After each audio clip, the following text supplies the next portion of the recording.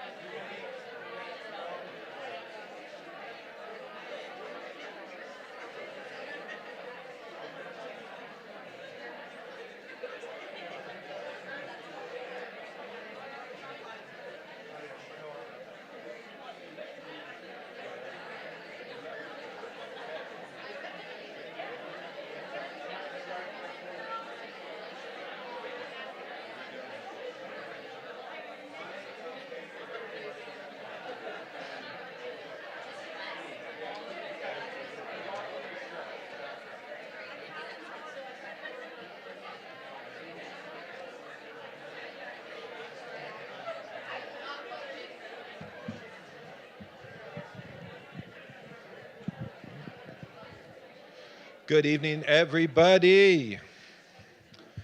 Thank you so much for coming. My name is Matt Donovan. I am the director of the Boutelle-Day Poetry Center. It is really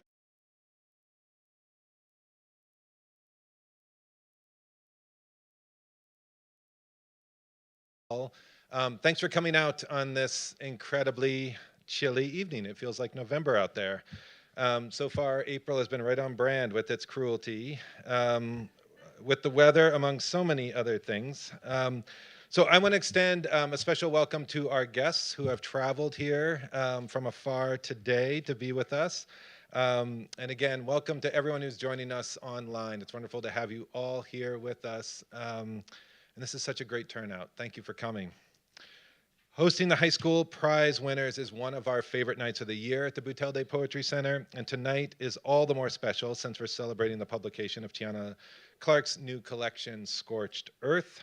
I invited Tiana Clark to the college during my first semester at the Poetry Center in 2018, and it was an absolute thrill just a few years later when she became Smith's Conkling Poet in Residence. She was also the first poet to give an in-person reading following the COVID-19 shutdown. And I will never forget, after more than a year of only online programming, how joyous and cathartic it felt to come together as a community to hear her words.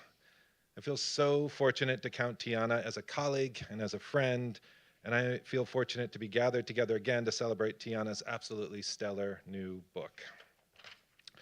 So tonight's structure will be, as always, I'll give a few announcements. This is the moment where you're wondering, when will that guy get off the stage when we get to the poetry? The answer is very soon, but I have a few things I want to talk to you about. You'll hear poems first from our Poetry Prize finalists for our high school contest for girls, followed by the contest winner. That reading will then be followed by an introduction of Tiana by Smith College student Kylie Reiger. Where's Kylie? Right over there doing clicking, counting, yeah. Thank you. And following Tiana's reading, she'll be in conversation with Ocean Vong, and then Tiana will be over here at the purple tablecloth signing copies of her book. So our friends from Broadside Books are in the back. I hope you saw that, selling copies of Tiana's books. Please stop by there before the signing begins, and do yourself the favor of buying Tiana's Scorched Earth. You will absolutely not regret it. It's such an extraordinary collection. Um, some brief announcements. So next Wednesday, April 16th at 7 o'clock, we'll be hosting the 5 college poetry and prose contest right here in Weinstein. So please come to hear the winners of this year's student writing contest from across the 5 colleges. It's going to be a great event, so I hope you can join us for that. On April 22nd, the Smith College poetry capstone students will be reading from their collections. That'll also be at 7 o'clock. We'd love to have you join us for that. I'm really looking forward to that reading. And then our season will close with Patrick Rosal on Tuesday, April 29th. So please join us for that event as you can, if you can as well. And then looking a little bit ahead down the road, especially with this weather, this feels like a long way off. But on July 1st, Ocean Vuong will be celebrating the publication of his new novel, The Emperor of Gladness, with a reading at the Academy of Music in downtown Northampton. So Ocean will be joined in conversation by the amazing Yona Harvey. Tickets are for sale at the Academy of Music's websites.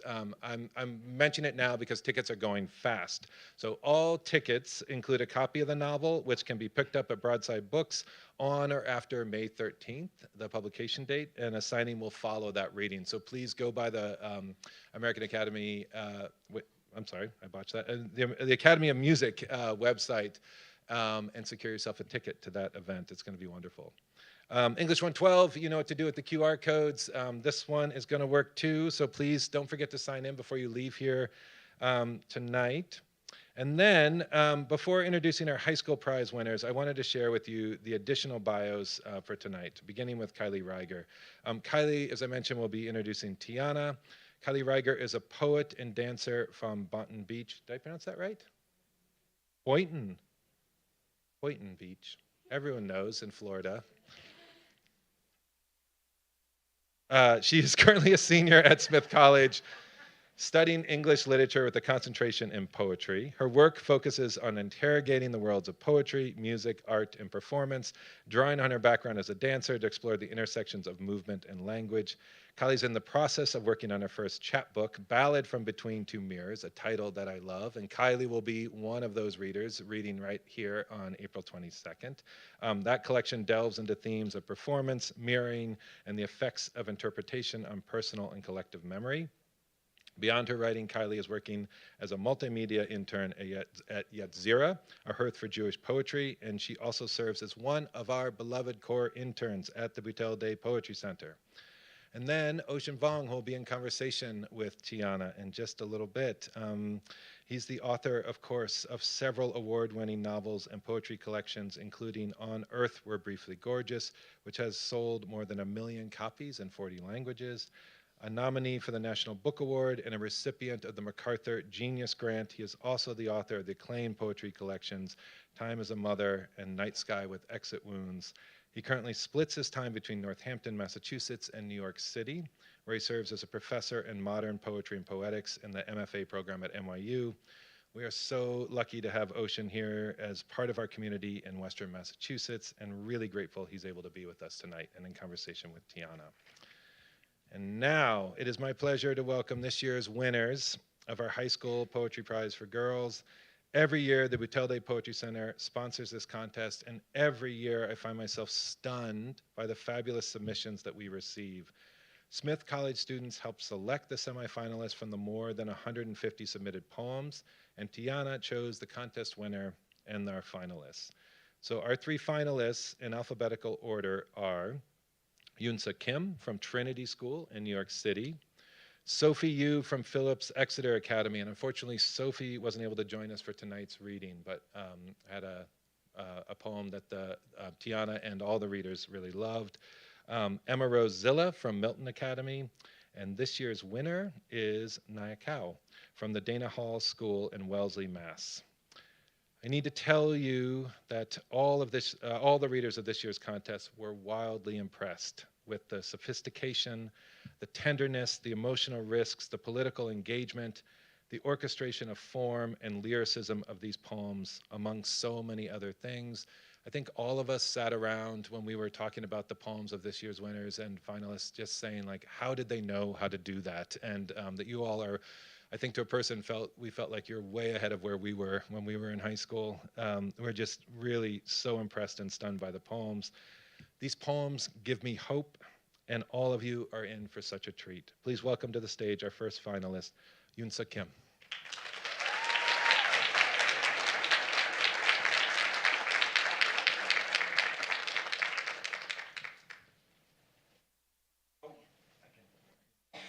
Sorry, I'm a bit short. Yeah. Okay. This poem is called Life and Liberty and is dedicated for the 1 million people who walked from North Korea to Busan during the January 4th Hutue, or January 4th regression, where one of the last waves of people walked from North Korea to South Korea. Infants are not born standing, is what you tell yourself kneeling supplicant under the breath of the sun. This is where you decide you might as well start believing in God.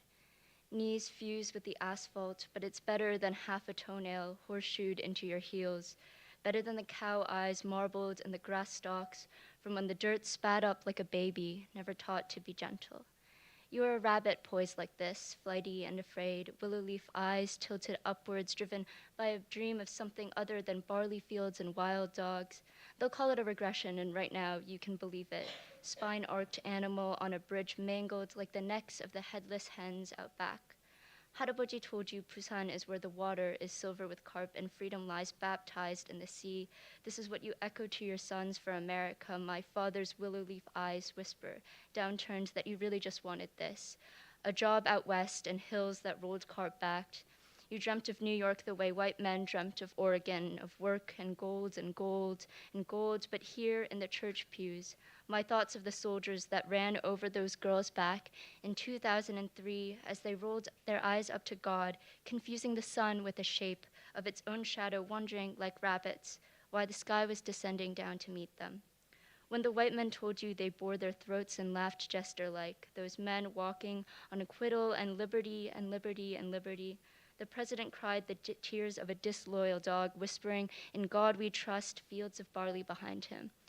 It looked like the North. The persimmon that fell too early split like an infant's skull that night, and you cried as if you'd lost a child.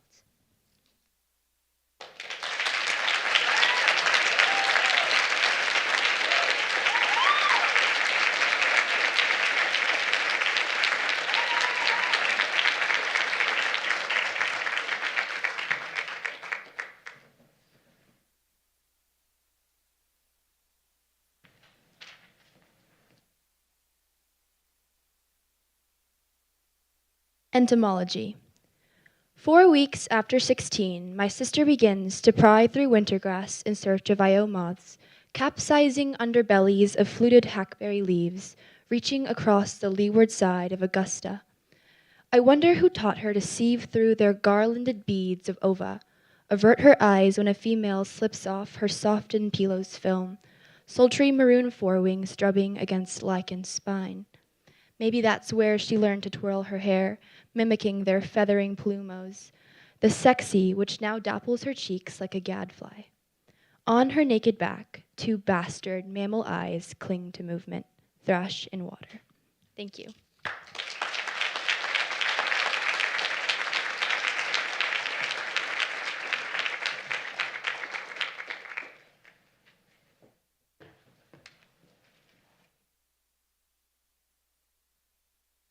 This is Go Tell Your Mom I Love You. I want to know, do you still believe in the American dream? You say you are happy, but I hesitate to let go of the what-ifs tangled in old 4x6 photographs and half-finished English textbooks. When the guilt rinses me of my fury, a pot of resentment abandoned on the back burner, I remember you left everything behind city walls for a life that only existed in movies. You signed up for language classes and wrote gongmail next to cat, C-A-T, until the bell rang and you found work and service jobs that needed no degree. From brown leather massage chairs, I watched you soak your body with the scent of acetone and opie, scrubbing feet and cutting cuticles for 12 hours a day, 6 days a week, no breaks a year. You are not the owner or decision maker. You are an average worker. When the internet celebrated Angela Johnson, your clients thought of you and laughed too. Parent-teacher conferences scared me. and I became a hypocrite who finished each stuttering sentence you started. You flushed red, and so did I. You thought you hid your weeping well, but I felt it echo inside me before the walls could give out and confront me with what I already knew. There is no house, no miracle. America has kept you chained to labor, trapped to one-bedroom apartments, brought you back to chemical warfare. Is this still your American dream? Your hunched body, calloused hands, armored heart. Your daughter is a poet who cannot give you this dream, but will forge a new one using the language you allowed me to breathe. I'm running for 3. You, me, and the young girl who heard of the land of the free.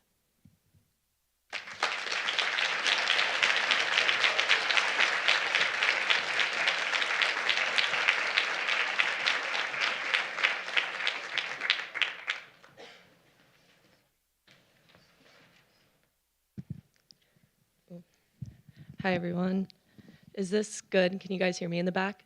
Okay, awesome. So I'm so happy to see so many people here tonight to hear from this wonderful collection. And I'm truly honored, grateful, and humbled to have the privilege of introducing Tiana Clark and her smoldering, intimate collection, Scorched Earth, this evening. I have had the privilege of being one of Tiana's students for not 1, but 2 semesters here at Smith. And during that time, she's taught me far more than poetry. She showed me how to be both a poet in the world and a fully living, breathing person. One who experiences and navigates the complexities and inevitable endings of life off the page. And then she gave me the tools to bring that raw reality, the fear and the joy, alive on the page.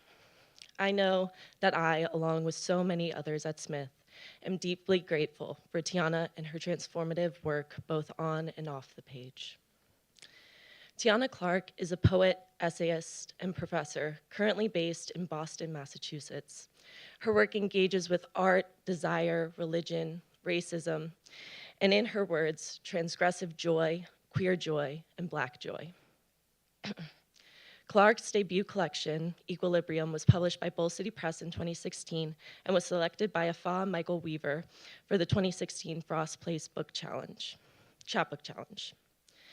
Her first full-length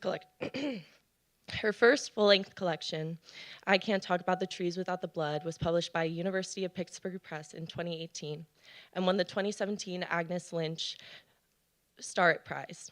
Clark has also received numerous prestigious fellowships and awards, including the 2020 Kate Tufts Discovery Award, the 2021 to 2022 Amy Lowell Poetry Traveling Scholarship, and a 2019 Pushcart Prize. Currently, she serves as the Grace Hazard Conkling Writer-in-Residence at Smith College and was the judge for the 19th Annual Poetry Prize for High School Girls. Congratulations to you guys again. So now to Scorched Earth. Jericho Brown writes that in Scorched Earth, Tiana Clark challenges our notions of just how many times a poem can turn and just how much any poem can hold. Each page reads as if it's hungry for understanding, of divorce, of Blackness, of the American South, of poetry itself. In the first Black Bachelorette, the speaker declares, "I want to peg the canon, so I'm running back and forth between the house of silence and the house of shame." Through her blazingly honest self-implication and formal innovation in her collection, Scorched Earth, Clark grapples with questions of loss and survival. What do endings look and feel like? How can one survive the ruins of the earth, of their earth?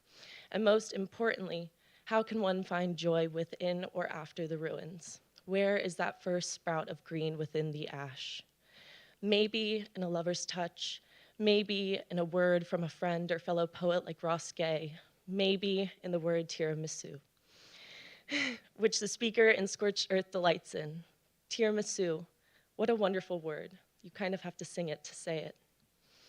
In the poem, "Indeed Hotter for Me Are the Joys of the Lord," after and for Gabrielle Calvacaresi, the speaker declares, "I want the long poem of my body to not apologize for the space it needs to make and make up." And yes, Scorched Earth is equally aware and unapologetic about the space it occupies on the page, taking up that space with joy. Throughout the collection, Tiana Clark navigates the vastness of the speaker's experience as a Black queer woman, demonstrating virtuosity in formal poetics. Whether it's in precise line breaks made with sharp intention to reveal new layers of meaning or surprise, or in making and breaking traditional forms like odes and sestinas, or through the ekphrastic mode as seen in the titular poem. Does anyone know, the titular poem, which engages with Kara Walker's lithograph, Buzzards Roost Pass, where the speaker asks, does anyone know where a Black woman is and is not the linguistics of landscape? Clark allows the speaker to fully encompass both the devastation and the joys that arise during moments of upheaval. These poems form under the weight of an emotional upheaval, a divorce.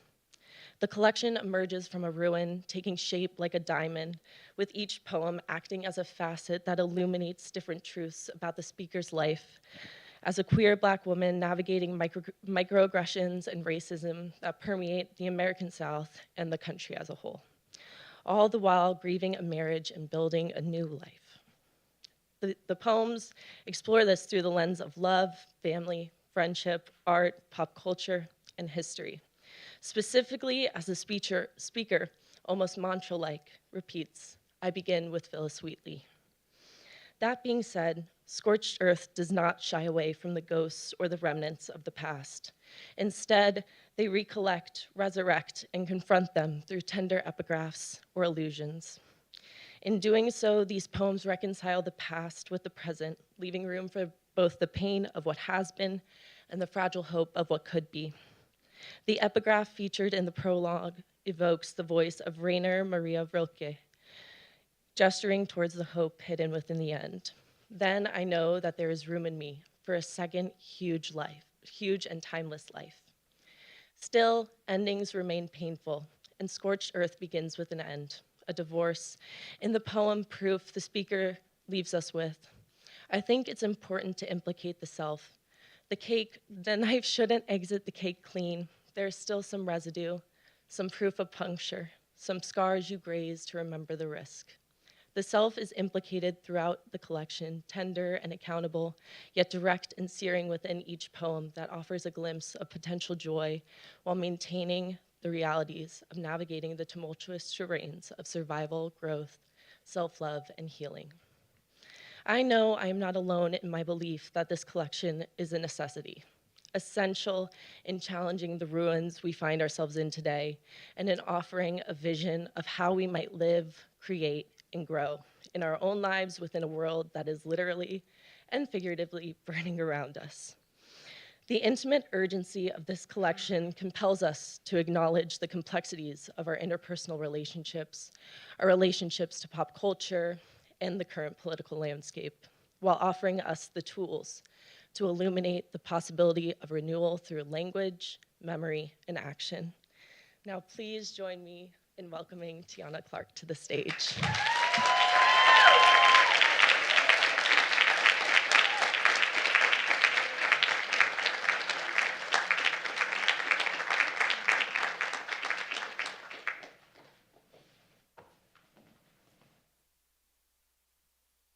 Good evening. Whew. Kylie, that was so gorgeous and so brilliant and so thoughtful. It is such a gift to be seen, especially by one of my former students. And I know how anxiety-inducing it is to write an intro, and you did such a phenomenal job. Thank you so much for the thoughtful engagement. Yeah. I have a lot of thank yous before I get started. I want to thank you, Matt, so much. I think you're the reason why I'm here, and you're part of my second huge and timeless life. So thank you so much for bringing me to Smith for my first reading in 2018.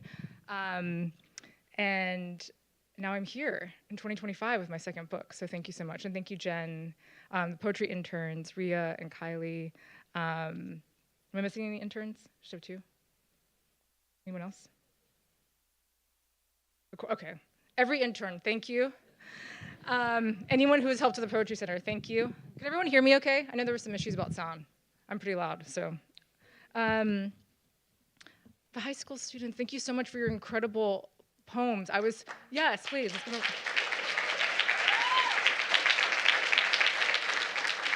I was so floored when I read your work, and when I emailed Jen and Matt, I was like, how are they in high school? I was not writing poems like that in high school. And we did a Q&A today, and one of the poets asked me, how do you know when a poem is honest? And I was like, what? I wasn't asking questions like this in high school. The future of poetry is so bright, and it was so wonderful to meet all of you and your parents. And thank you all for being here today. And I'm trying to go through all my list. Hold on. Anyway, I also want to thank Ocean and Peter. Thank you so much for being here. And I'm thinking about a quote from Robert Duncan, which I actually was first introduced to by your work, Ocean. Often I am permitted to return to a meadow, as if it were a given property of the mind, that certain bounds hold against chaos. That is a place of first permission, everlasting omen of what is. And you are a continual place of first and endless permission for me and so many people. And I'm so excited for your novel, and thank you so much for agreeing to be here today. I'm excited to talk to you later. And thank you to Broadside Books and to Rosamond. And Rosamond has a really great Substack that everyone should read called Rosamond Reads. Shouting it out. Follow, subscribe. It's incredible. Yes. Okay, I'm going to get started. I'm actually going to start with an essay, if that's okay. And this essay is actually coming out soon, and it's about Phyllis Wheatley. And it kind of introduces the book in a way. So I thought I'd start with this essay tonight as a kind of a primer for the book. I'm going to excerpt a little bit from it, but it's called The Incendiary Feeling of Freedom on Poetry, Phyllis Wheatley Peters, and Writing What You Need to Survive. And it starts with 2 epigraphs, because if you know me, I love epigraphs. The first epigraph is from Jane Hirschfeld. By a poem's held beauty, our held terrors become bearable. And the second one is from Kaba Akbar. Art is where what we survive survives. Between the bookends of Trump's 2 presidential terms, I finished my second poetry book.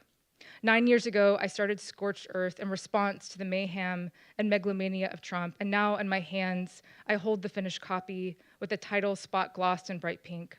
A rule-breaking book I needed to write to claim transgressive joy, to occupy all the space without apology, to help me stay tender against tyranny.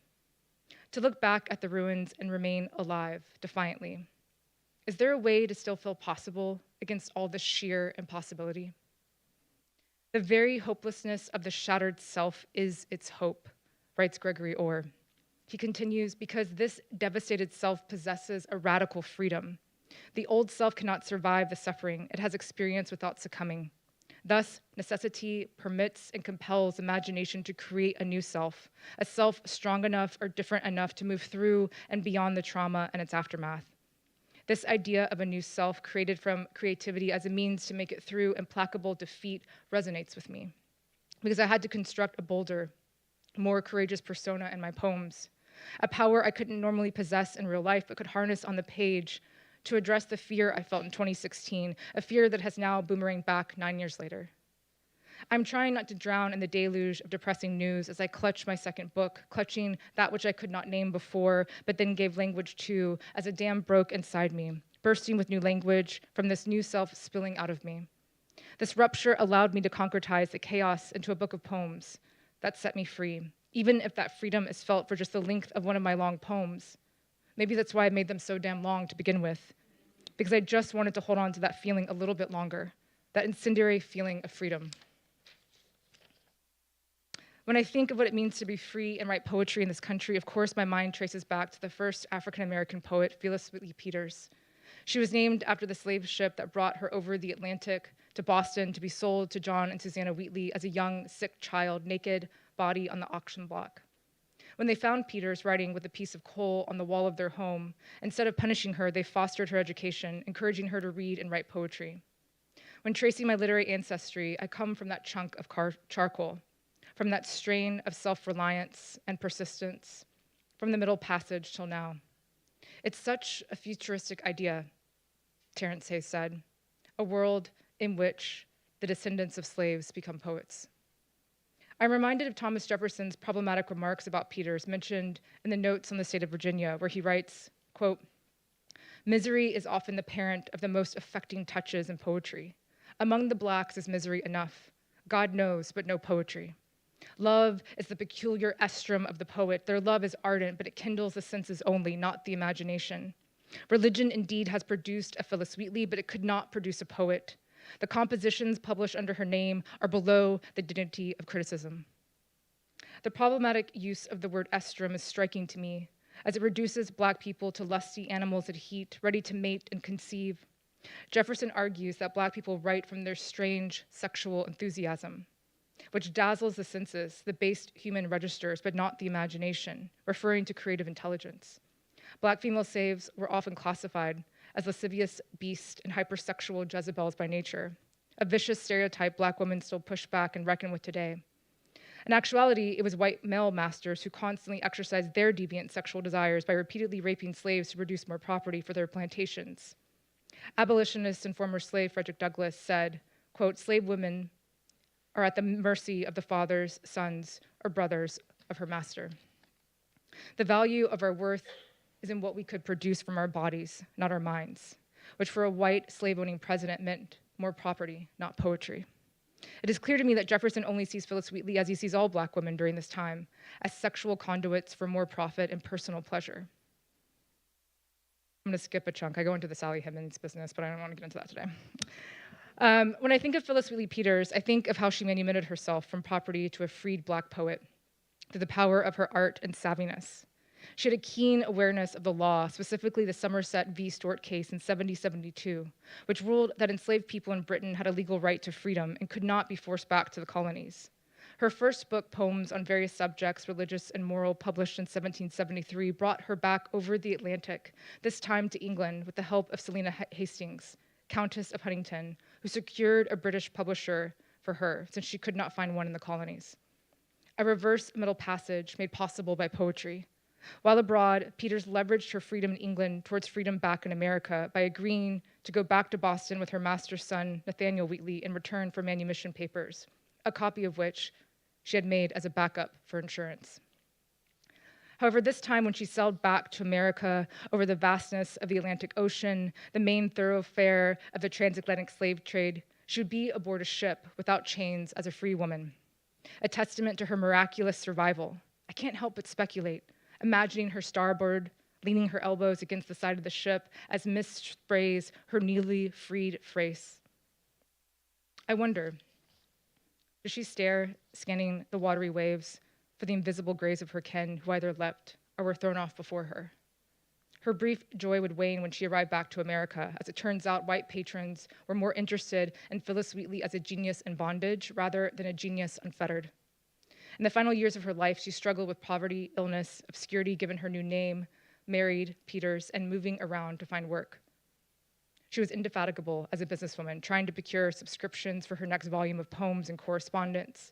I often think of her proposed second book of poetry and letters, a book we do not have, a volume she advertised on the front page of the Boston Evening Post in 1779.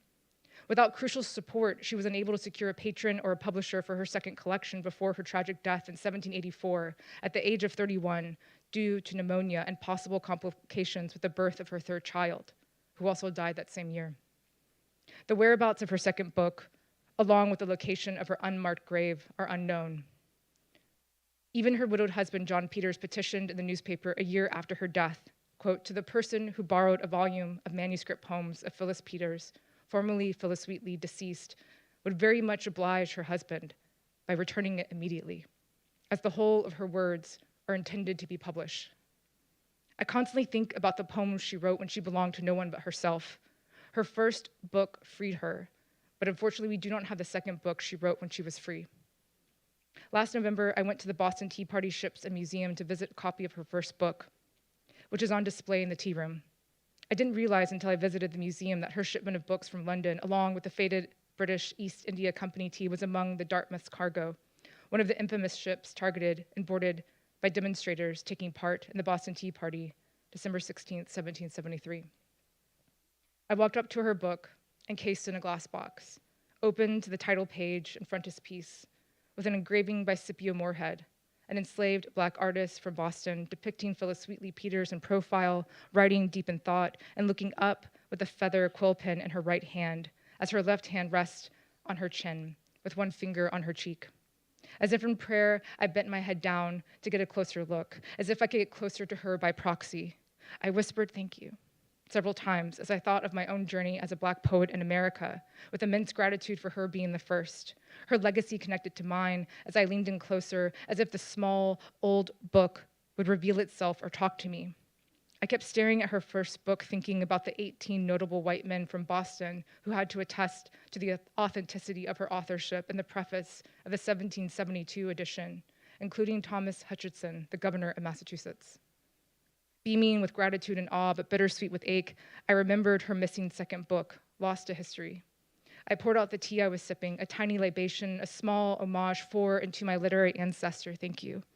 I said again, a gesture of my sincere gratitude, thankful that I can validate my own work without the approval of distinguished white men, thankful that I found what Peters unfortunately could not, the incredible support of my literary agent, editor, and press for my second book.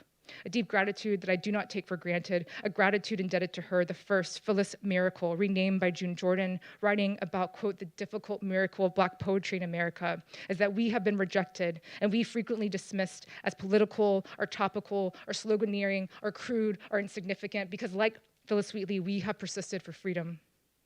243 years have passed since Thomas Jefferson wrote about Phyllis Wheatley Peters, and yet I wonder what has really changed in how white presidents view Black women's work. I wonder what has really changed in how white presidents view Black women's work that they do not own or control. I can't help but think of the harmful words Trump has used to describe Black women journalists.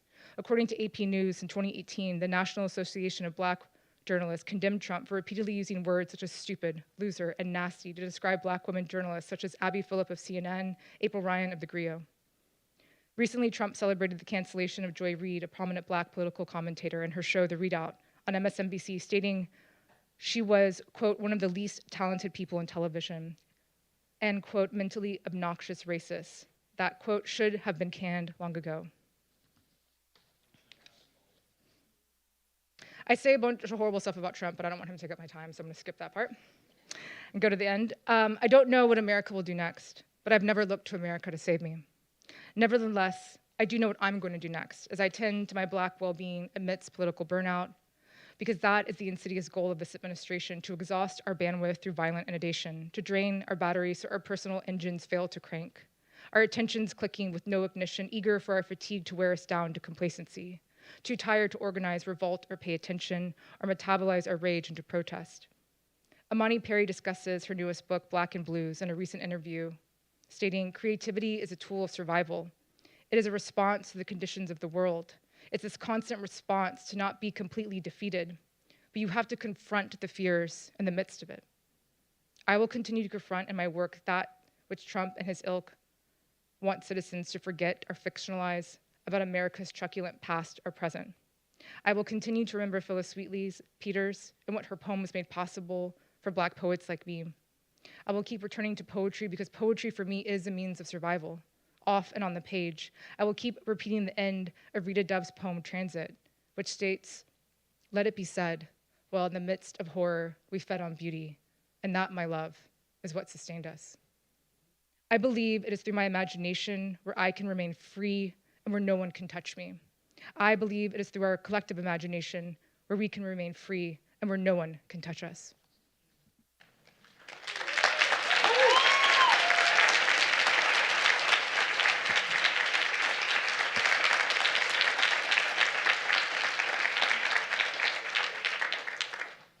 I'm going to start with the titular poem, Scorched Earth, which is actually, again, thanks to you, Matt.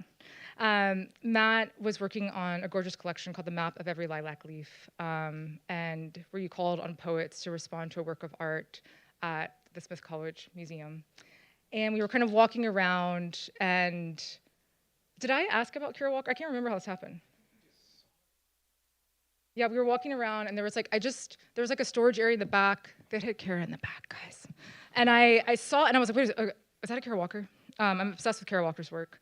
And they pulled out this piece, and I was immediately just stunned. And I was enraptured by it, and that was the piece that I chose, and this poem kind of tumbled out of me. So this is called Scorched Earth, after Kara Walker's Buzzards Roost Pass. And it's on the cover of the book, if you want to look at it while I'm reading. Okay. Black breasts split within a Civil War battlescape. Black breasts hewn and hacked off like discs of licorice butter patted over a field of white men at war. Sherman's army penetrating Georgia, Sherman marching to Savannah, not giving a shit about slaves. Does anyone know where a Black woman is and is not? The linguistics of a landscape. Raped, mastered, controlled, conquered, hoed, mined, fucked. Kara, why did you cut her up like that? Kara, you be knowing how the Blackie body becomes and is becoming the violent earthwork of shadow and fissure. Such discrepancy of ink, and I'm looking at your black silkscreen, thinking about the repetition of drinking black milk and Paul Celan's death fugue, and the line, we scoop out of a grave in the sky where it's roomy to lie. Kara, have you read this poem? Kara, what about that torn forearm above the frame reaching back in the negative space? Her head stippled with cannon bursts, cut flower bombs, piercing the profile, dead silhouette. Kara, would you still not answer me if I asked you about longing, about your process? I get so tired when people ask me about this one poem that I wrote. The truth is, I lied. Did I have to be there for it to still hurt me? Am I allowed to conjure the possibility of pain to protect myself from the pain? Imagine the shape of my trauma, like blacker breast pointing in different directions across the gorge of my partly disembodied body. Did it have to happen for it to be true? The truth is, I felt like I heard it. The truth is, I still pull away from my lover in public. That's my real life. I don't trust affection. I don't know who's looking and not looking at me. I don't know who's going to read this either, but I want them to like me. Kara, I want you to like me. For that to happen, should the poem end with my hand reaching for you too? Should the poem end with you touching my black beast? Whoops, I meant breast. Sorry, oh, sorry for saying sorry so much. Do you still want to touch my blackest breast after I've apologized? And let's say I keep apologizing, and then I make this mistake again. Will you still want to touch me? Do you want to see me touch me? Sometimes I touch myself because I don't know if I exist. Once, a white guy in high school asked to see my brown beauties, kissed my chest for hours. I didn't want to do it, but I did it, and I've done that so many times. Does that make my breast powerful or fierce or political, or is there anything new they want to say about the art of black femmes? If so, will you say it now? I'm so exhausted by this bored list of lazy adjectives. Say something new and then shoot me in the face 3 times, or better yet, hang me in my own cell and say I did it. I dare you. I double dog dare you. Do it. Do it. No one will ever believe that I was murdered. Do it. Kill me. No one ever trust a black woman's mouth. Kara, what that mouth do? And that lithograph, stuck inside a locked room, singing stratocumulus clouds. I guess the weather about to change. Oh, I see one fang in her mouth. I got sharp teeth like that too. I leave a mark when I bite myself. I draw black blood and paint myself, my black bitch head over my black bitch history. When I was little, I prayed to God for tig old biddies, but they never came. Instead, I've got small boobs and large areolas that I've just now stopped being ashamed of. It's important to be specific when you ask God to win the war or who's going to win the war, which side. All the same when the war has always been your body on the brink. I love my black breast. I love my black breast. I love my black breast.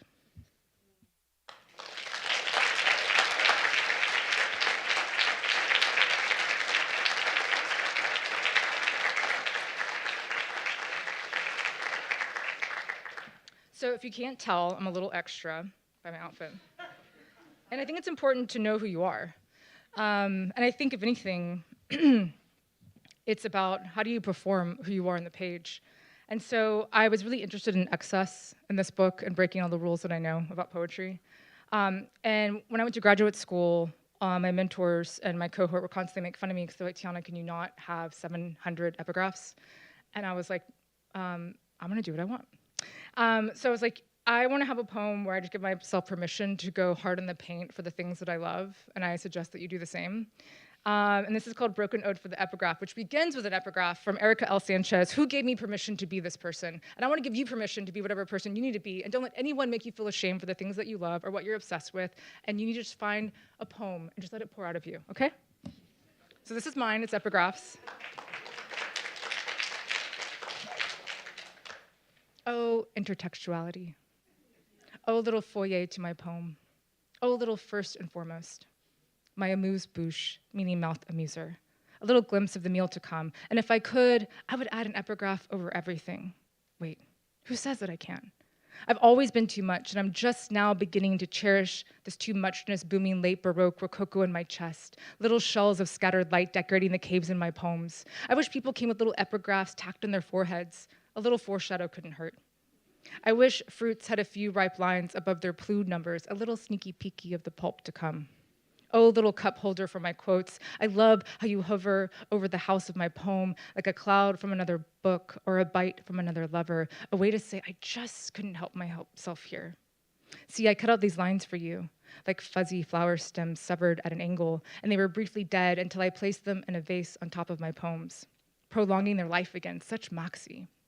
Because if anything, the epigraph is a little clay container of water, and I place these blossoms in a vase of life juice because you are visiting the home of my poem, and I want you to feel special, and I think fresh cut flowers might make people feel sacchariferous.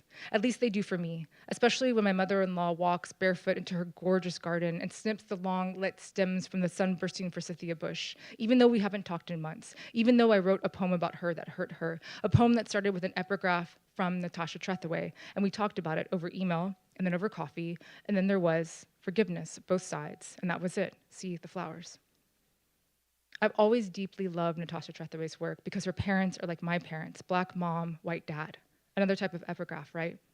Do you understand what kind of permission that releases inside of me? Do you understand how cellular and specific? Sometimes it's important to know about the blood before the poem starts. Who makes up these rules about procedure anyway? I come from clutter. I feel safe under that little liminal space below the title, underneath the stairs, and before that first line. Toy Derricott writes, I am not afraid to be memoir.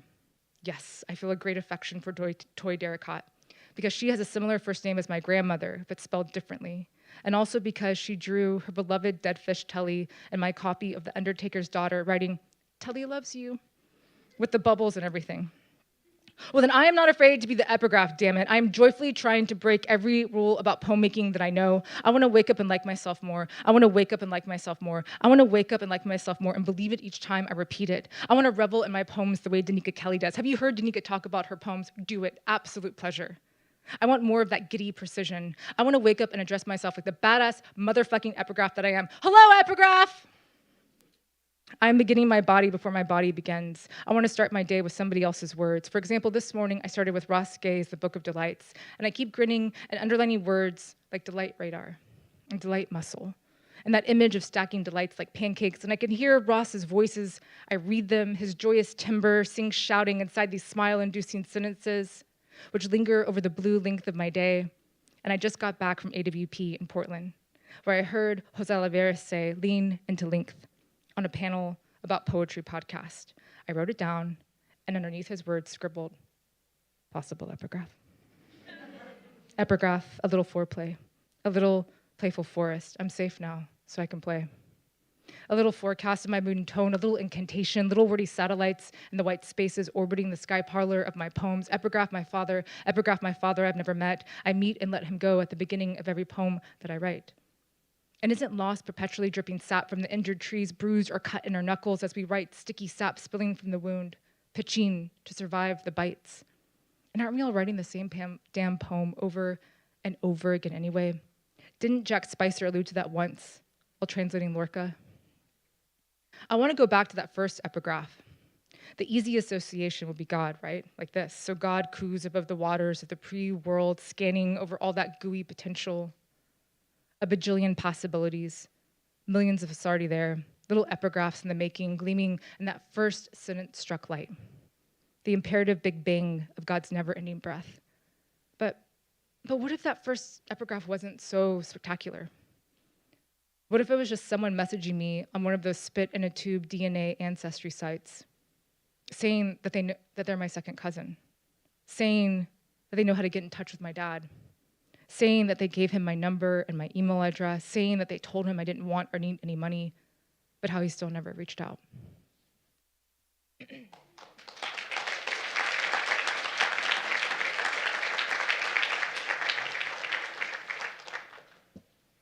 My daddies have voices like bachelors, like castigators and crooners, which is a line from a Terrence Hayes poem. Daughter, you make me shudder. Make music of my bones, don't you? Yes, like castanets. The best blood of my blood, soft blood, boiled blood of not knowing, bright blood is still in you now, blushing scarlet cells blossoming in your face, plasma rich as juicy figs cut open and gleaming. Muscling that dark abyss, I am the jumbo starfish skimming and slurping the wounded deep sea floor. To get close enough, I came to Nashville once. I wanted to feel the friction and fiction of having a daughter there. I watched you working at the restaurant near the replica of the Parthenon, with the massive statue of Athena burning hot and fat and gold inside like a secret sun. I didn't sit in your section, but near it. I saw your almond eyes, my eyes. I saw your nose, my nose. The picture of my face in your face, barometric. The first words I could gather were on your cheeks, passerines perched on telephone wires. Soundless black ovals and lines like unsung musical notes on a scale. I said nothing as you passed by, swaying dirty martinis in your hands, aglow like a censer, perfume of blue cheese and briny olive juice, murky as the memory, strained as the jade distance between us. I was the last guest at the bar, still pushing my slick steak across the white china, knife clinking, carving the wet meat into smaller pieces of meat, dark animal juice, gristle tug, tough then delicate tearing. I was stalling. I didn't want to eat it. I didn't want another reason to get up and leave you. You walked by me again, and I whispered and mouthed slowly, olive juice. Didn't you watch my greasy lips as I said it? Almost looked like I said it, huh? Dear daughter, say it in the mirror, and that's me saying it, okay? Could that mouthing of silent love, or persona love, or mimetic love, or epistolary love, or your pain is misplaced here kind of love, even the dinging repetition of daddyless love, or any kind of damn love ever be enough? Or I didn't know how to finish this poem, love, and I've been editing it for years, love, until Jessica Jacobs made me rip it up, love, across a table until I could see the scaffolding, until I could see the secret of my poem, love, which is father, daughter, reader, lover. I don't have to tell you everything.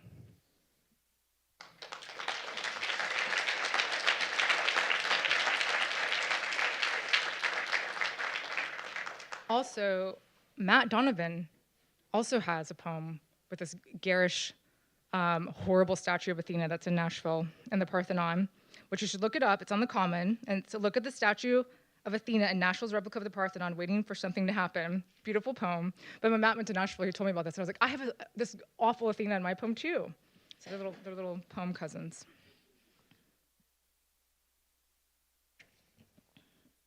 Okay.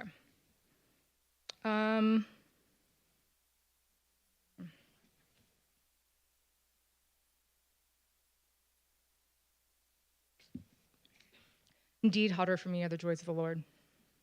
After and for the seafarer and Gabrielle Cavacresi. I can make a true song about my body a ship, my body a map thumbtacked with shame. Who has the audacity to take up this much space? I can make a long poem too and not say sorry for me, myself. I carry myself like an excuse. I carry myself constellated with worries. I say sorry for me, myself. I carry my borders like a burden. I carry the borders of my body like a burdened beast. But how often have I endured the storm-driven words of long-winded white man, hot about my heart, my house slave heat. My mighty thighs burst cobalt in the reaching and reaching without completion. Me, myself always on the rim of coming and not coming. A poem hurts like that, doesn't it? Familiar frustration, all that grunting and grinding, then saying nothing after the peak animal sounds. But a body has to spill, right? So I took the pleasure as myself and touched myself there. Can I call that God? Can I perhaps want that more than God? Does God still want me when I don't want God? Does God still want me when I succumb to other gods? Does God still know my name? Does God still know my name when I'm wet and worn from all that nasty shame? Unzipped by desires I'm not ready to name. Last night I couldn't sleep, so I raised my hands, another kind of reaching. I whispered, take this tight sea out of the bog in my breast, my spirit out in the rigid waterways. The rapid river lifts for a moment, and for a moment I'm freer. But it all cascades, everything ricochets back inside me, inside my wonky mud drum of a body, booming a thick morass of want. But can't that be a type of worship too? On my knees, like a sub, my mouth gagged with a pink ball of poems, getting what I want, but then losing it. Begging for what I need, but never getting it. If my body be a long poem, then I want it to go wherever it needs. I lick dirty verbs in my teeth and feast. I go back to the buffet with my dirty plate, because I want my body to say all it has to say and not be sorry for the saying of it. I want the long poem of my body to not apologize for the space it needs to make and make up. I want to relax inside a long poem and not feel shame. Who do you think you are, I repeat? I am what the long poem says about me. I am the seafarer, hotter about the Lord, cold yet searing with unmet pleasure and exile, elemental in my suffering. I want to stop the repetition that says I'm shit, I'm ugly, I'm shit, I'm nothing, I want to stop the wrist from erasing my blackety black breast, and I want to stop my gratitude from being made a weapon formed against me. And I want this all from the not sorry long poem. And I want that giant, luscious, deep wanting to never stop in me. I want me to not stop me. Lord, please don't stop. Don't stop. Get it, get it. Who do you think you are without shame? Enough. My body, a pool of pleasures, and my own pleasure first. I'm done lying there, clenching from pain, taking pain, absorbing another person's pain and calling that pleasure. My body a ship, my body be a long poem, my body without shame, without shame. G tells us to draw a map of how we got here. G says start anywhere. G says make a boat out of paper. G reads a long poem called The Seafarer while we make little paper boats. Little scratches, soft music scrapes from all the folding and tucking and folding little vessels, little selves of ourselves. G wants to walk us down to the lip of fresh water and burn the boats, but Lake Mendota is frozen over. G wants to know about the engines inside long poems. G has a sound and a symbol. I want a sound and a symbol, but I'm not ready. I'm not ready to say what I've always wanted. I'm not ready to point at what I so achingly desire for my body or a lover, because it is also what I fear most about me is myself. I'm not ready to know what that might mean. I might just need a longer voyage in this queer body shaking as it's being named, called forth and created from my years of silence. My years frozen as a little girl who wasn't allowed to desire other girls. I'm choosing to mourn and celebrate her here in this long poem that is my body on the brink. But I still want joy at the end. I still want the repetition of joy at the end, and God. And God at the end is my joy, and my body maximal joy, and G is joy, and G makes a praise house for all of us. And all of us are welcome there. This is where we have our homes now. Follow me thither and find belonging and joy, our joy. Look at how much grief and gratitude is found in our new city. My God, what wholeness. G says what a lucky sack of stars we are. Let there be thanks to G and God at the end. And at the end, I want my sound and symbol to be loosened from snow. Mary Rueful's snow, to be exact. Her long poem tumbles after sex and death and birds and sex, but mostly death because the poem about sex is mostly about departure. I want to start and end from water. I took my boat to the frozen lake anyway. I did the ceremony with my bones, bread, and blood. I laid my questing boat body down on the ice. My long poem is burning. I set it on fire with my belly. I blew my breath for the blaze to rise. I said nothing to my vessel. I said nothing to my vessel. I said nothing for the rest of the day. I said my body dipping in the distance, ice skating through a veil of white static. I watched until the snow held the body completely. I watched till I was complete. I watched till I was gone. Amen.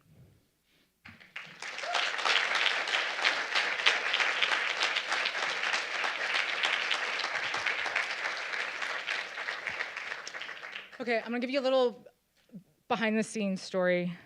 So there's a typo in this poem, and you read your poems over and over and over and over and over and over and over again. You send them to your editor and copy editors and fact checkers and all these people that are supposed to look for your typos. Somebody, not me, transposed a word in here, and so my editor told me I was gutted and so embarrassed and so like, oh, you try so hard to do everything right. And then I was sick, and my editor was like, okay, I'll email Gabrielle Cabocresi and just like deeply apologize. So it's on page 72 if you want to see it, but just stays here, okay? Just stays here. But Gabrielle Cabocresi has this amazing poem called Praise House, A New Economy, but somehow it got changed to Prairie House, and I was like, no, not a Prairie House, like how did this happen? But my editor emailed Gabrielle Cabocresi, and I have to just tell y'all because these things happen sometimes, like these mistakes happen. And Gabrielle wrote back the sweetest email, and Gabrielle was like, I love that there's a prairie in the poem. And I'm so excited about the readers that get to have the prairie in this poem. And let's meet in a prairie. Why can't we be in a prairie right now? And I was like, oh my God. one, this is why I love Gabrielle Calvacresi, but also taught me, sometimes I think we can be so worried and anxious about what people think or about the mistakes that we make, or even people that we admire. And I just was met with so much love and so much generosity. And I was like, first I was like, it was a lesson to me of how I want to encounter that in my own life. But just to say that when mistakes happen, do not be afraid. Obviously be gracious and apologize, but that you will never know when you'll have a Gabi Caresi that wants to meet you in a prairie. But I just want to share that with you all, because that has just stayed with me, which I think is so, so sweet. And read Gabrielle's work, it's phenomenal. Okay, I think 2 more poems, just 1 poem? 1, wrap it up. 2, okay. Well, I want to get to our, oh, really? Oh, amazing. Well, cool for you all, and for me. Okay, so I won the Amy Lowell Traveling Poetry Scholarship, which the deal is you get to travel the world for a year. The only rule is you can't return back to North America. Pretty easy.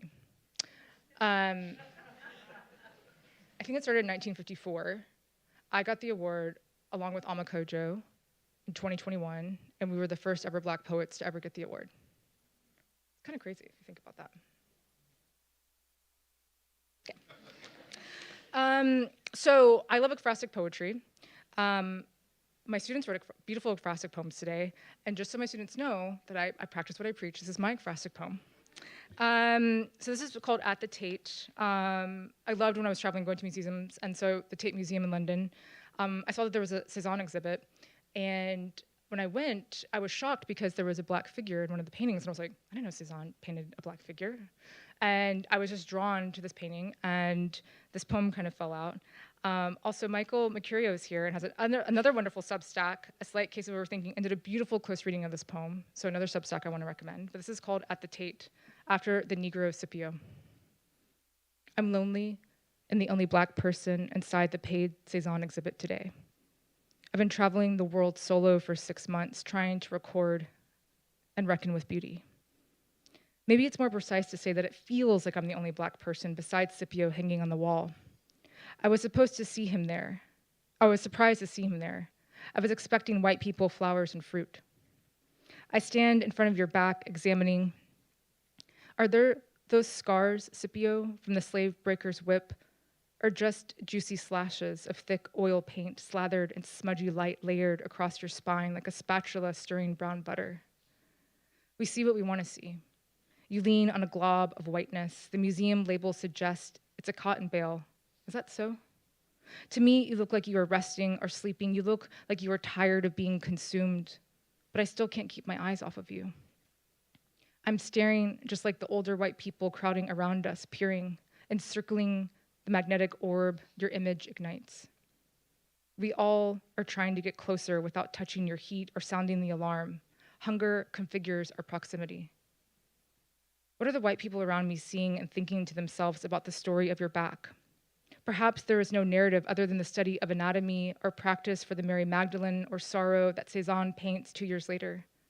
Next to your bent-over body, the museum label has a picture of Gordon, the infamous formerly enslaved Union soldier with a scourged back traced with vicious scars, and a triptych from the July 4th issue of Harper's Weekly from 1863. The galvanizing power of the mutilated Black body. Does horror compel us more than beauty? A picture of Gordon's back is next to your back on the wide, deep wall of the museum, which looks like old, dried blood. Back to back becomes an equation. Implied context creates correlation. So if a rose, is a back just a back unless it's Black? Outside, a convenience store sells packs of cigarettes with graphic images of diseased lungs, holes in throats, and rotting teeth to shock smokers. Studies show the visual image is clear, striking, and more successful than the words on the warning label. What else is there to say or assume as Cézanne's famous blues swirl with white whirls of clouds swooshing up and down Scipio's pants with whimsy? Another museum label shares thoughts from Ellen Gallagher, an American artist whose work investigates race and repetition, those visual language, consumerism, and Afrofuturism. She imagines that Cézanne has used the language of painting to bring us back in time before the keloid scarring, the back of Scipio layered in thick black and umber slabs of paint with a faint presence of red that sleep from the edge of the brush. Her work also hangs in the Tate with a piece titled Urson Kohler on level 4. The plasticine in aluminum contains phrases and ailments from the Tuskegee syphilis study, which invents a fictional witness to the abolition of pain. She's also one of the 4 Black artists who bought Nina Simone's dilapidated childhood home in Tryon, North Carolina, because they wanted a living past that we can take care of. Scant research exists about the real back that posed for Cezanne. All we know is that he was a model from the Swiss Academy. All we know is that a Black man's back is before me, and for once, I am not trying.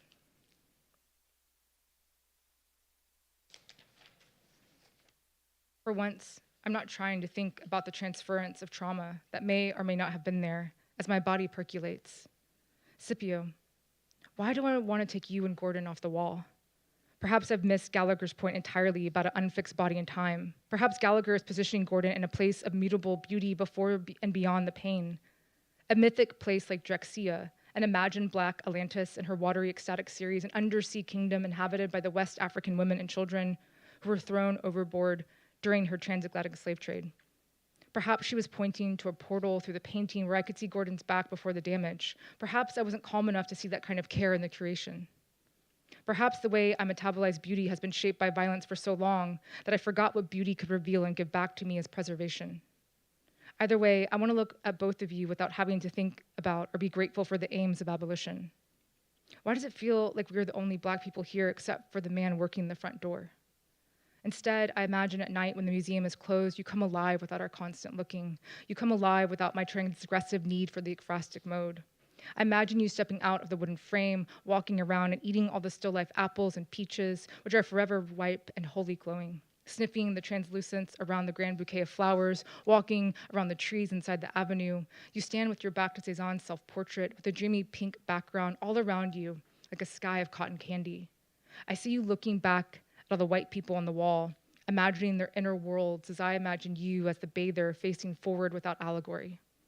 Before this, Monet kept you close in his bedroom until his death, saying you were a work of the greatest strength.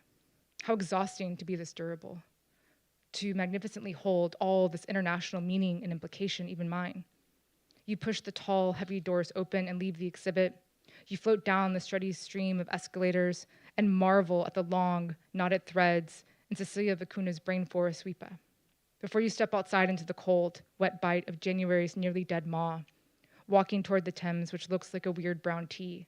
Smoke billows from the top of a building, construction exposing the guts of another high-rise in media res, as you walk in mist across the Millennium Bridge, looking up at the grandeur of St. Paul's Cathedral. The cross at the top of the dome is blurred by the dense fog, and I can't see you anymore. Thank you.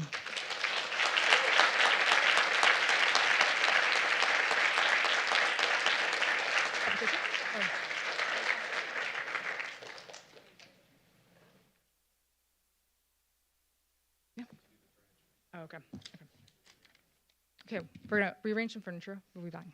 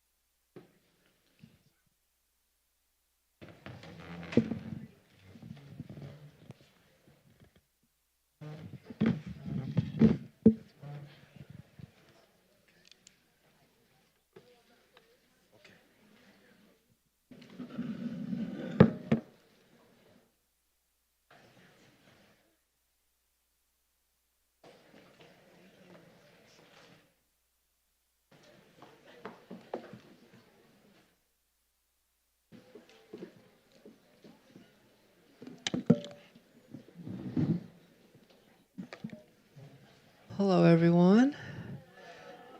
Oh, what a bounty we've had. Spring has arrived a little late in weather, but in its substance and in language and in imagery and in sheer invention and innovation, it has arrived in the bounty called Tiana Clark.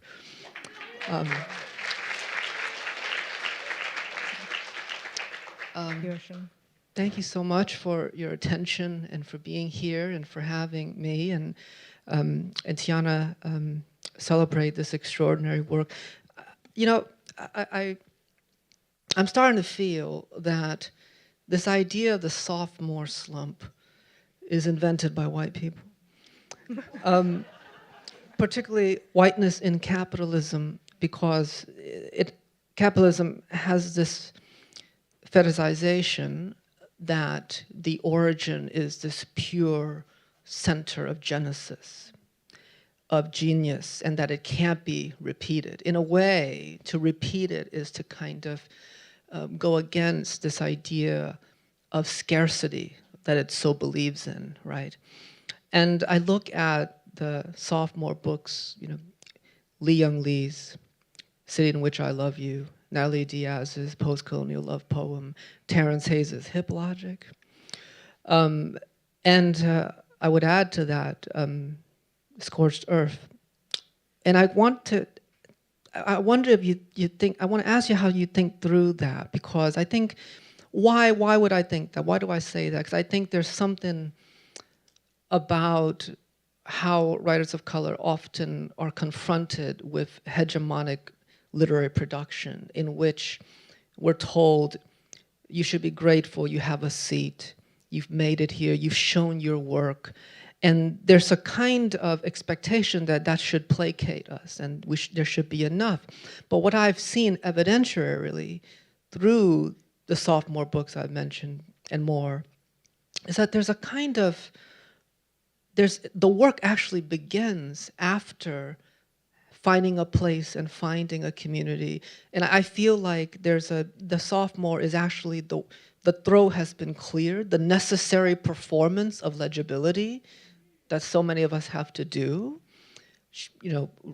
gesturing at the canon, winking at the reviewers and the publisher and saying, yes, I did my homework, yes, I was a good student. And I feel like going off, if you will, or being extra, being too much, is where the second book really hunkers down. Can you talk about how, because I feel it on the page, and when I'm reading it, I just want to like walk around the room and clap, right? Because I'm like, she's not only here, she's been here, and she's digging in. And the work is just beginning. So thank you for that. Oh, wow. I know, it's so beautiful. I'm like, what a gorgeous, gorgeous question. And thank you for adding me to that list of books that I adore. It's so interesting. You have my mind going in 7 different directions.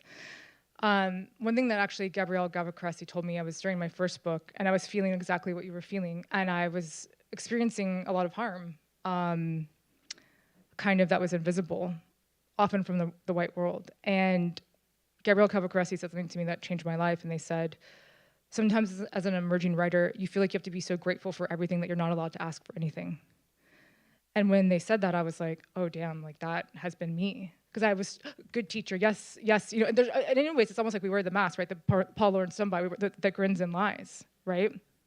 And we're performing this respectability politics, right, to prove ourselves. It's interesting, thinking about Phyllis Wheatley, that I'm thinking I'm no different, not having these 18 notable white men from Boston, but there's a way in which those 18 notable white men from Boston have changed into different avenues, right? And then I also went to a panel at AWP a couple years ago in Portland, and I went to a panel with Melissa Febos, and she said something incredible about repetition. And she said, capitalism teaches you that you're not allowed to repeat yourself. The marketplace doesn't want you to repeat yourself. But she was like, that's bullshit. You absolutely can return to the subject matter as many times as you want to. And that gave me a lot of sense of power. But you're right, I think the first book for a lot of poets, or at least it was for me, it's really tied to your MFA experience, that tied to please professor mode. My professors were that old school approach, professor is Bible, professor is canon, whatever professor. And I was responding that way of like, yes, sir, no, I was listening to them, and it took me a while to silence those voices and to learn to trust myself again in that process, to have a fallow period, to let the soil remineralize. What does it mean to hear my own voice and to trust it again? After I've been playing this game, the game of capitalism, the game of, it's interesting if anyone's seen Bamboozled by Spike Lee, kind of that minstrel show, right? Where you think you're not in the minstrel show, then all of a sudden, the mask has now been fused to your face. And you don't know who you are and who was the mask and what is in between, right? So for this book, I was just like, F all that, and I'm gonna do whatever the heck I wanna do. But I do say that with a bit of privilege, like, because it's this weird thing of like, you play the game a little bit to get to the place where you can break it. I mean, I don't know if you feel that way, but I think it's an interesting place where I was just like, well, screw it, I'm gonna write this book for me, you know? Well, and you realize that a lot of it, the current of everything is still capitalism regardless, because there's this, when you're a struggling younger poet writing your first book, all the doors are closed. And the answer on the other side of the gate is, this is a meritocracy. Come back when we decide you're good enough. And then when you get published, and maybe you have some success, all of a sudden when you're on the inside of that gate, they're like, give us more. We'll publish anything. Grocery lists, diaries. You want a 3-book contract, 4-book contract? We'll publish phantoms. And so you realize there's a double standard. And how many folks, when we arrive here, you talk about ancestries, and anytime you see 2 writers of color coming through these traditions, you must also realize there are thousands of who never made it. And how, you know, consequential that double standard is. And it's almost like when you know it's almost too late, and you wish you knew it prior.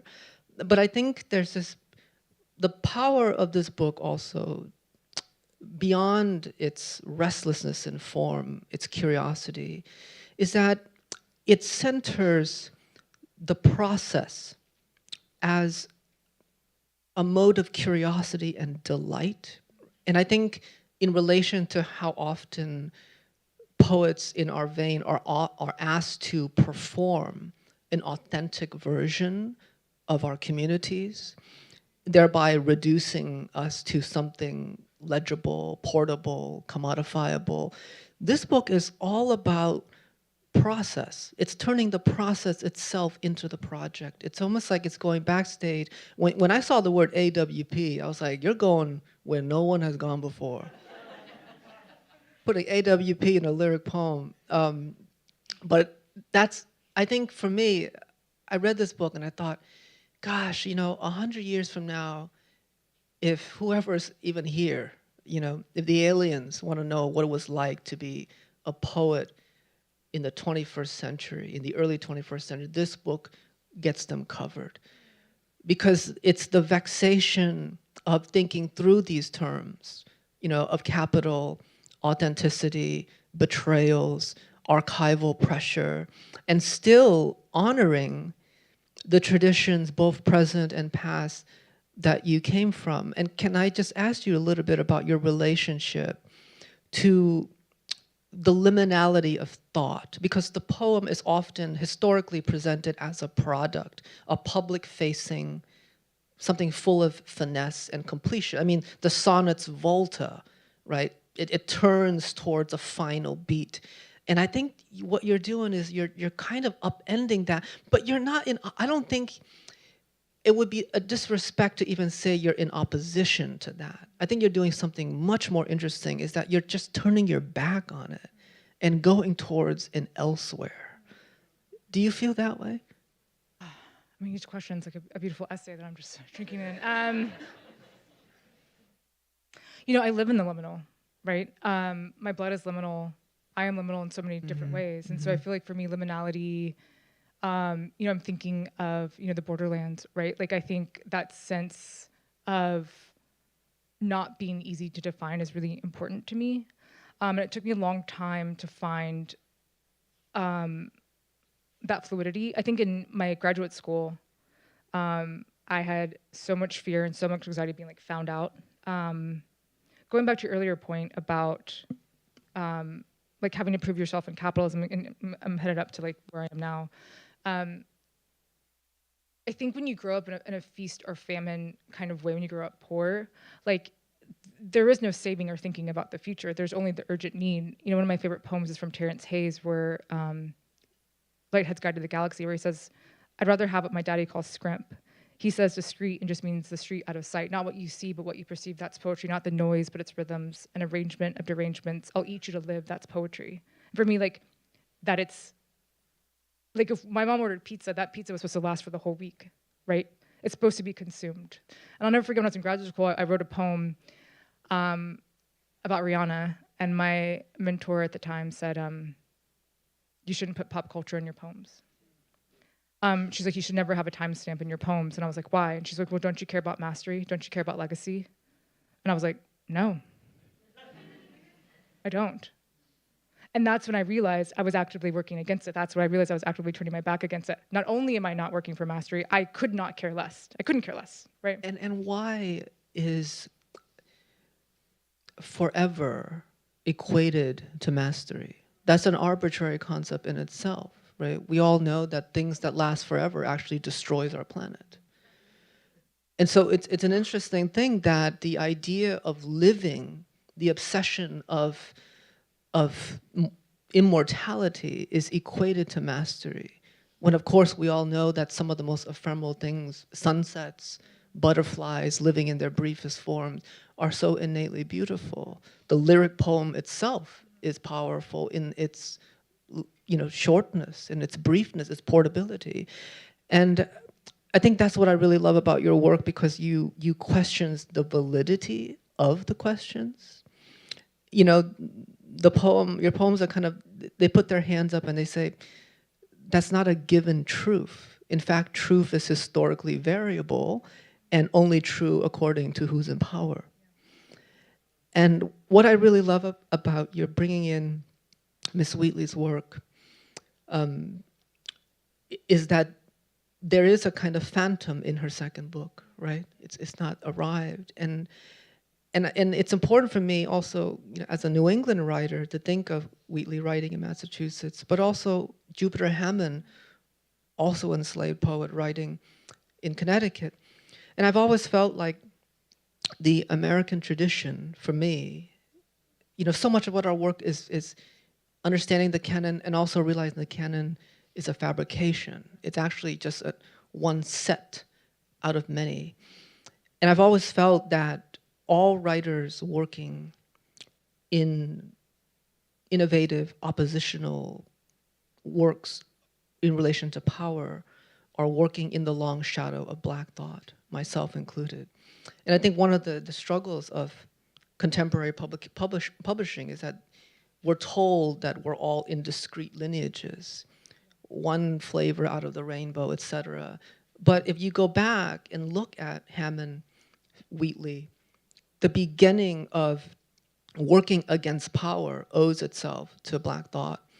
And whether you're an Asian American writer or a Puerto Rican writer or what have you, working in this tradition, you might not have read a single Black poet, which would be to your own loss and demise, you're still in that tradition because those writers have made your work legible. They've made it so that you're understood in a way.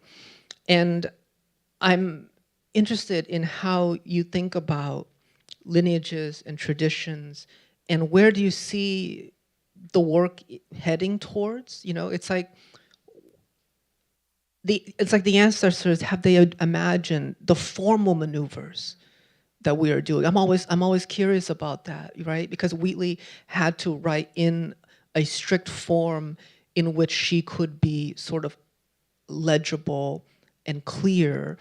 And I think the ground of that is that we can move towards different ideas of legibility to each other.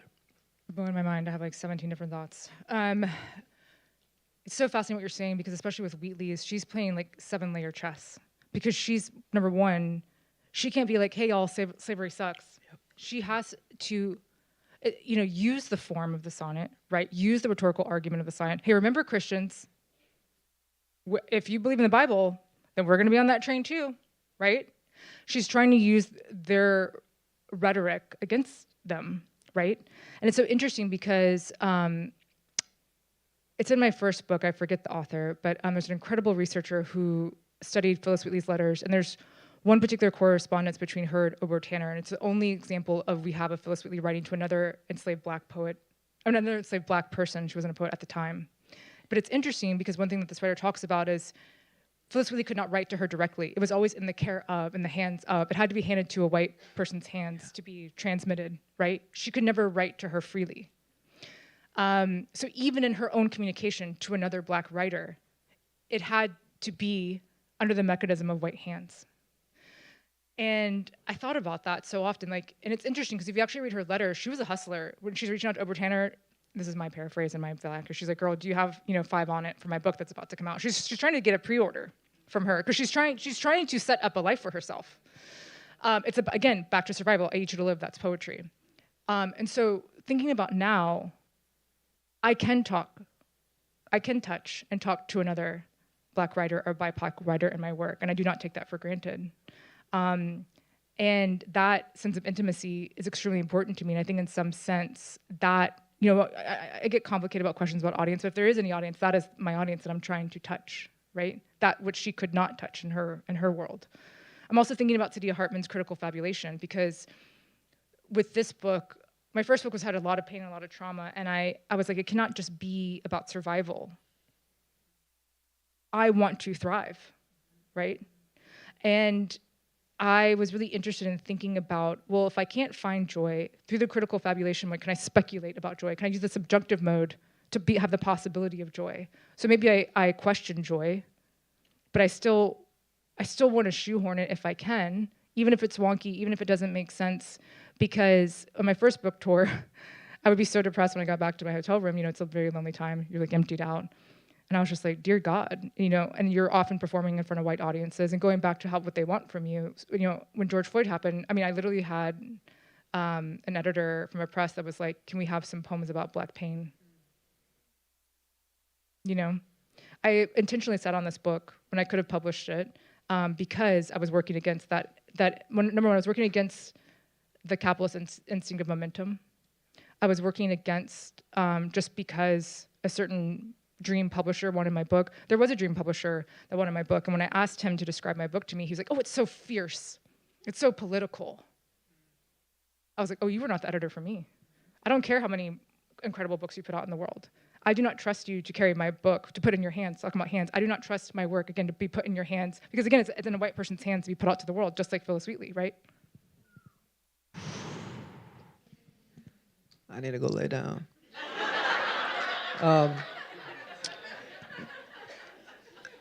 But it brings me to, I was reading recently, when my students and I have been talking about Sarah Ahmed, and she wrote this seminal book called Cultural Politics of Emotion right after 9/11. And it was such a kind of prophetic work because we're feeling all of the repercussions of it now. And one of the points that she makes is she charges this, she interrogates this idea of America's promise of the capacity for the pursuit of happiness. And in a way, that declaration coming from the nation puts happiness in hostage. It's a kind of bargain, right? It says, like, believe in us, secure the nation, invest in this nation, and you shall be granted something that perhaps should already be inherent, particularly in the Christian ethos that the country so often believes, or sort of believes, that happiness should be granted simply by being alive, and that right to pursue it. And she says it much clearer than I can say, and I'll quote it. The nation, for example, is installed as the, quote unquote, hope of the subject, insofar as it guarantees the pursuit of happiness as its originary goal. The happiness promised by the nation is what sustains investment in the nation in the absence of return. A happiness that is always deferred as the promise of reward for good citizenship.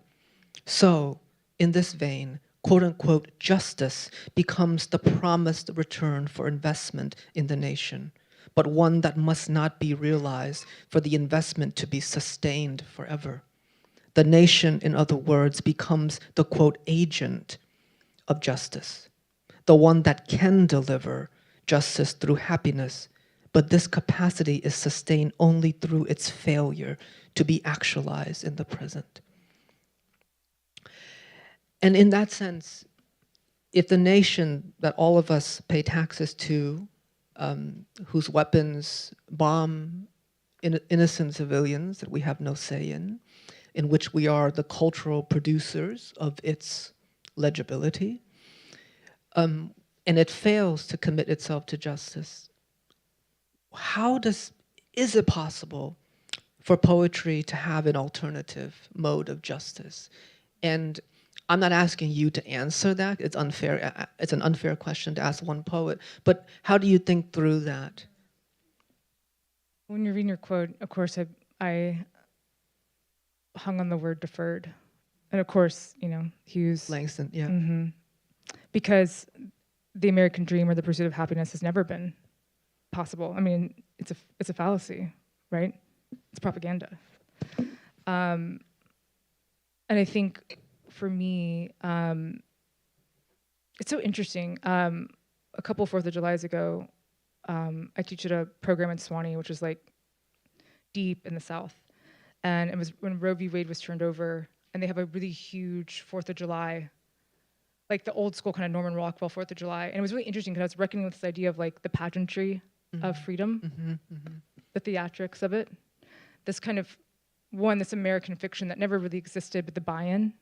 I'll never forget, there was a white woman and she was like, I just don't think I can do it this year. This is the first time I've ever not wanted to celebrate in the 4th of July. And I was like, what? The first time? Now? Oh, because your rights are threatened? Now you have an openness and awareness to the world? And so, yeah, I'm kind of reckoning, I think, with that idea that I think poets have, or I guess for me, I would say Black poets. Number one, for me, I've never looked to the canon to be reflected back to me, or this idea that I've had to always kind of build my own literary ancestry, build my own sense of freedom through Black poets who were oppressed. And that has where I have personally found my sense of happiness is, I feel like they have written that freedom back into me. Isn't it, I tell my students this, I feel so lucky to arrive this late to the tradition. Yeah. Because we get to have Toni Morrison and James Baldwin, Maxine Hong Kingston, Ali Young Lee. We get them as we work. They didn't have themselves. Yeah. They had to be themselves. Imagine that you're Toni Morrison writing without a Toni Morrison. How, I'm just like, I feel like I'm in a cheat code just because I came late. The archive is bigger. We can think more robustly. And speaking of the archive, wanted to ask you this. We're talking about Glissant's idea of opacity. And those, again, I tell it to my students, like, to me, the Black tradition of radical thinking is an American tradition, and you miss it at your own demise. And as an Asian American immigrant, queer writer, whatever labels you want to put on me, there are no questions that I've asked in my own work that a Black writer has not already asked and answered before me on a global scale. Diaspora, immigration, everything, right? Claude McKay, I was like, they got it covered. And I feel empowered to continue that. And so on one hand, Glissant's idea of opacity as a kind of self-preservation, not making yourself legible, not making yourself clear, moving towards a more difficult poetics, on one hand, highly important to me. And on another hand, Baldwin comes in, and I think he said this in the 70s after many of his friends were being killed. And it was a Black reporter, a Black student reporter asking him this question. It's like, why don't you write in vernacular? Like Zora Neale Hurston, Hughes, etc. And Baldwin says something that stuck with me. And he says, I need to write in standard English because it is the English that is legible to the people who are trying to kill me. And I cannot afford to be misunderstood because I'm speaking from my life. And between those two poles, I think everything is possible. And every writer falls on those poles, but thank goodness we have those poles because they've been argued for so legitimately and robustly, right? And I'm just curious where you fall on those terms. Oh man, I love thinking about Glissant in relation to Baldwin. I think it's interesting thinking about Glissant and this idea also of, again, what is legible, what is not legible. It's the original FUBU, for us, by us, right? And what I love about it, when he's specifically looking at Creole culture, of that there's a particular plantation where they weren't even allowed to talk to each other. And so they would use screams as a way to talk to each other. So imagine screaming being the language in which you communicate to the people that you love, or dancing, right? So what I think is interesting, that even though Baldwin felt that he had to use, standard American English, the ways in which I think people in the diaspora have had to be creative, right? To use dance, to use music, to talk to each other. And it's interesting, as you were talking, I hadn't put this together, but even thinking about Phyllis Wheatley, to me, she's limning so many different things in her text that we as poets now can read her work and look at that subterranean consciousness that was actually speaking to us now, that couldn't be free to speak then, right? So she's using the master's tools, right? I've been thinking about this, that Audre Lorde, I say, like, you can't use the master's tools to the master's house, but I was like, I think Phyllis Wheatley did. I don't want to argue with Lorde. Lorde is Lorde. But I'm like, I think Phyllis Wheatley did. You know what I mean? And so, going back to Terrence Hayes, he says a sonnet is a room you can scream into, going back to the scream sounds. And she's using the sonnet as a form that might have been a whisper to them, but it's screaming to me now, right? You can apply that to Douglas's work, right? Because he's using that oratory tradition that was so revered in New England to kind of ultimately alter the course of the war. But I think that's an important question, because I struggled with that early on in writing, of having to prove myself, having to explain myself, because oftentimes I think what people don't realize is that I am not often, oftentimes I am in front of white audiences. And so there's this kind of, I have a poem in here called After the Reading of all the wild things people have said to me during, I'm sure you have your own list. Yep. We should share sometime, privately. I've been to Hanoi last year. I'm like, I haven't. Good, I hope it's nice.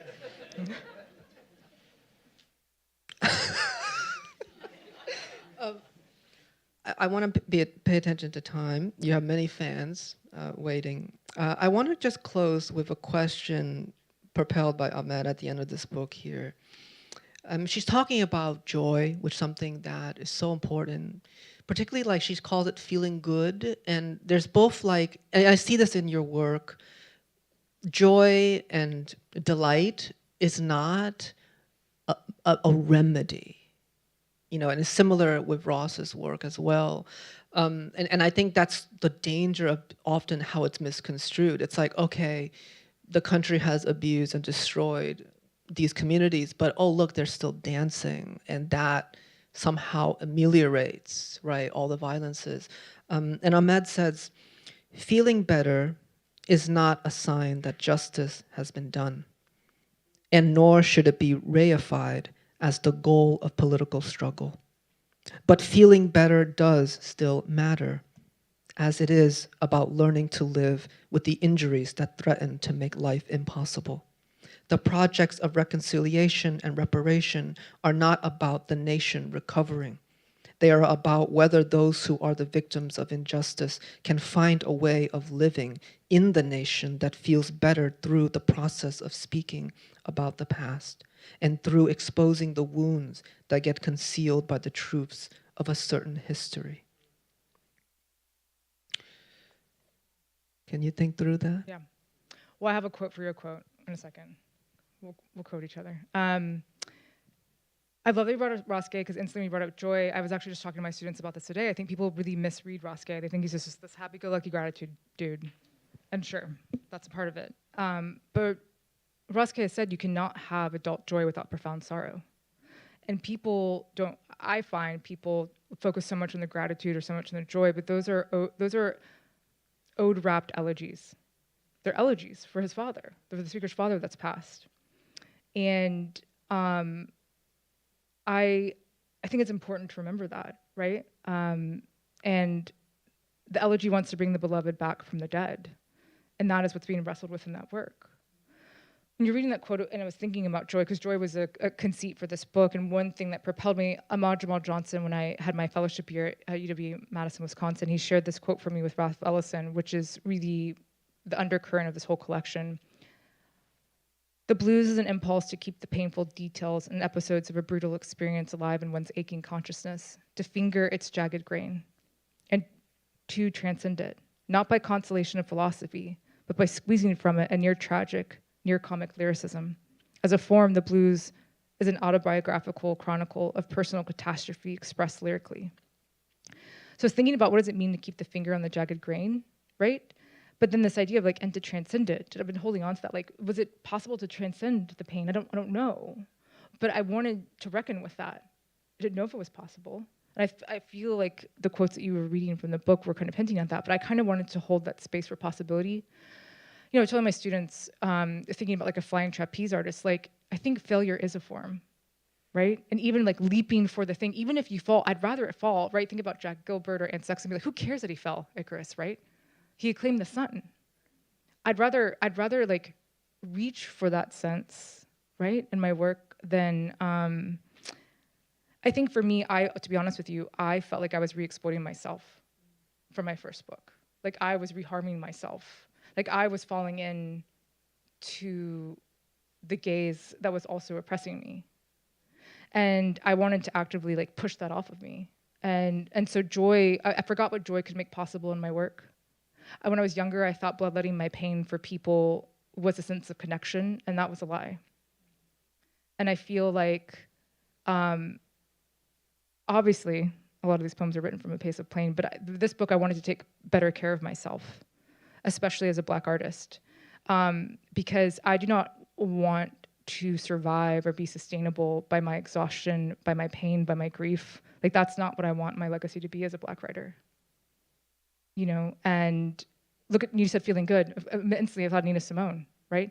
Nina Simone felt so betrayed by the civil rights movement. She was mentally ill and sick. And it was actually like 2 European dudes that found her like in this like decrepit space in France that and got her on lithium and got her help. And I think about her often. I think about Alice Walker looking for Zora Neale Hurston. I think about Phyllis Wheatley's unmarked grave, these giants that we have that were not honored in their time, but they were burned out and chewed up by society, by capitalism, by the pursuit of happiness. And I'm like, I'm working on a book about Black burnout, and one of the questions as I'm holding of like thinking about what are those modes of transgressive joy, what are the modes of survival? And I've been thinking about maroonage and petite maroonage. We're often on plantations. There might be a small little plot of land that a slave would have where they could have one little crop that would be just to themselves, to sustain themselves. And what would that look like in my life? Or on Sundays when they could braid each other's hair, or when they could worship together. What does that look like in my life? And so I've been holding on to those ideas of within oppressive systems, what are the ways that people survived and took care of each other? Because I want tenderness. I want health for myself. I don't want us to get burned out by this system. Like, I want you to be healthy and strong and be here forever. We're against forever, but for a long time. For a long time. Wow. You said failure as a form.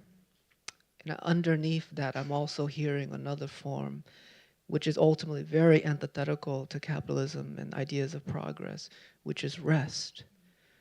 Rest is also a form. And I feel so actively rested reading your work, particularly this book. And Tiana Clark, all I want to say is thank you for writing. Thank you for being. Thank you for sustaining us. And thank you for everybody for sharing the evening with us. And thank you to our young, brilliant, brilliant poets. And congratulations to you again. I greet you at the beginning of an illustrious, wonderful career. Thank you. Thank you. Thank you, Ocean.